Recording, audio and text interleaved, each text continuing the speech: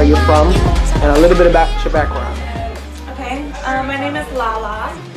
I am from Houston, Texas. I now live here.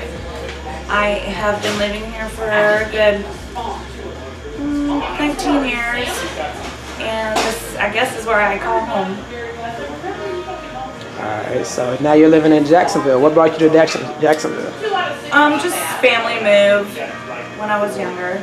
Brought us here, and I just kind of have grown with Jacksonville, and I can't get out of here. I feel you. Alright, so we're doing a fundraiser, Love for Lala. So why do we need to do a fundraiser, and give the people a little bit of background about what you're going through personally? I am 36 years old. I have been battling cancer since I was 26. It all started when I was diagnosed with stage 3 invasive ductal carcinoma, and then my illness progressed from there. It's so much to go into, but it has progressed over the years to now where it is terminal. So right now I'm living every day like it's my last. When did you first learn of your diagnosis? I was actually in cosmetology school, and I had a lump, and I ignored it. And this one girl used to always bug me, like all the time, because I told her about it. And she would always bug me and tell me, you need to get that checked out. You need to get that checked out. I think, if I'm not mistaken, that it ran in her family, so she was very worried about it. And me, I had just had a breast augmentation, so I thought it was something from the surgery. So I ignored it. Being 26 years old, you would never think in a million years that you've got breast cancer, especially when it doesn't really run in your family. So, anyways, I finally went, because it started to grow, I finally went, and lo and behold, it was stage 3, and I've been dealing with it ever since, and it's just been progressing slowly, but I've been in remission a few times. But it seems to me like this will take my life eventually, but I'm going to fight and give it hell while it's doing it. You said it went in remission the first time? Yes, I went into remission after doing a lumpectomy and some chemotherapy, which was really cool because I was in cosmetology school, so I was the bald one, you know, when you're messing with hair and stuff like that, kind of was convenient because I was the bald one. But yes, that's pretty much it. Seemed like about 2 years went by. I just kind of lived my life normal, and then all of a sudden, you know, you have to do checkups. They saw that the cancer was back, so I ended up having to do a bilateral double mastectomy. For those who don't know what that is, I had to have both of my breasts removed. It was devastating.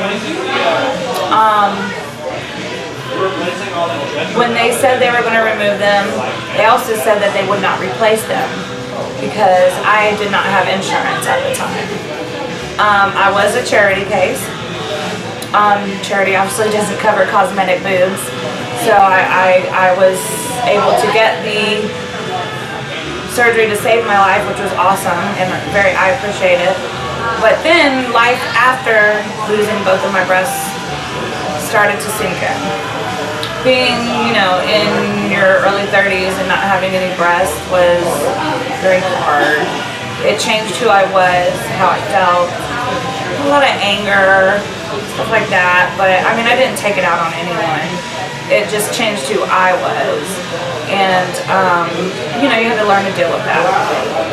I've been with the same oncologist for 10 years now, and his name is Dr. Guthrie with 21st Century Oncology, and he actually took my case to a breast cancer convention and presented it to, you know, bunches of people. There was plastic surgeons, other oncologists, whatnot there. A very kind man by the name of Dr. Desai from Baptist South vouched to do my reconstruction for free. Now, you could not imagine how happy I was to find out that this was happening. I didn't know that my oncologist took my case there to do that. I didn't know this was going to happen. After that point, to my understanding, that wasn't the end of the story. Oh no, it came back again. It came back again. It seems like it just won't leave me alone. But unfortunately, like I said, the disease it's in me. It's going to keep spreading. There is no cure for me. There is no more remission for me now. Now it's more of how much time do I have left? What treatments can I do to slow it down? And things like that. I've been through so many surgeries. I've been in a coma. I mean, I've got scars all over me. It's unbelievable. Honestly, the last couple of years, I don't remember a whole much because I was in the hospital so many times, you know, in a coma or sick or, you know, whatever they had to fill me with to make me feel better or to get me through the week. It's just amazing of all the time that I've lost. I don't know if I could say that, but in a way I'm getting my time back. I am doing better, but my disease is still progressing, but I'm trying to make the best of it. So, most recently, I believe when we spoke, you told me about your experience where you were in the hospital. Yes, my cancer spread to my brain. It's already, you know, everywhere else.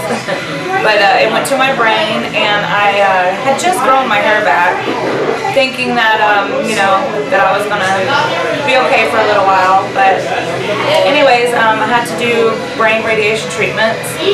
So my hair fell out again for the third time, which I didn't mention.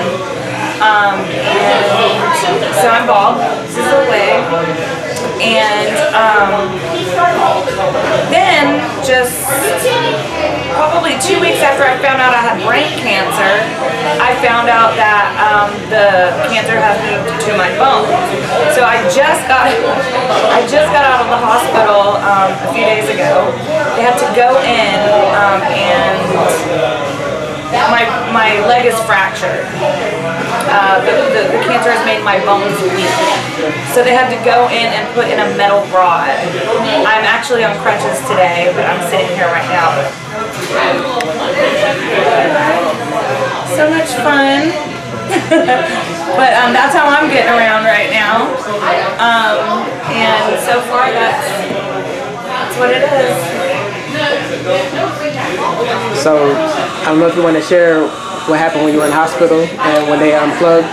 Oh yes, in February I was found unconscious in my home. My lung had collapsed, the cancer had spread, and my mom found me. Thank God she found me, because if she wouldn't have found me, I would have suffocated. But they intubated me and put me on a breathing machine, and I was in a drug-induced coma. I was told that I would not come out of it, that once they took me off the breathing machine that I would die. And they kept me on this machine for a few weeks, and when they took me off, I did not die. I actually continued to breathe. And the only person in the room that kept saying, no, she's not going to die, was my mother. And she was right. Everyone else said otherwise. But here I am today, and this is from February. I had to learn how to walk again. It's been quite an adventure. Every couple of months something happens, and I deal with it, and I just get over it. I mean, I can't lay down and let it consume me. I have to stand up and fight, and that's what I'm going to do. And whatever else happens to me next, I'm going to get up and I'm going to fight that too.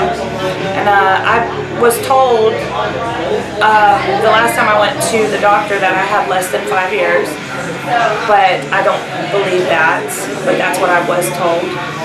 So I'd like to beat the odds and let him know that I think I'll be here a lot longer. When was the last time she went to the doctor? Today. I went today. I have to do some I'm gonna have to start some European chemotherapy soon. My disease is obviously starting to get really bad right now. I'll probably get pretty sick here.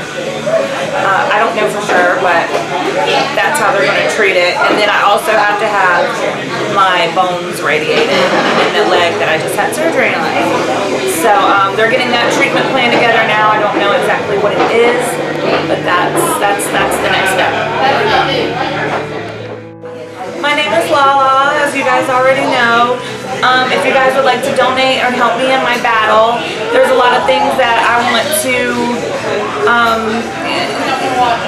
get to know more about, and with your help I can do this financially. I would really be honored and pleased if you guys would join me in my fight and just help me. My link is on the page if you would like to help and donate. It's there for you to go ahead and click on. Thank you, and I'll see you again soon.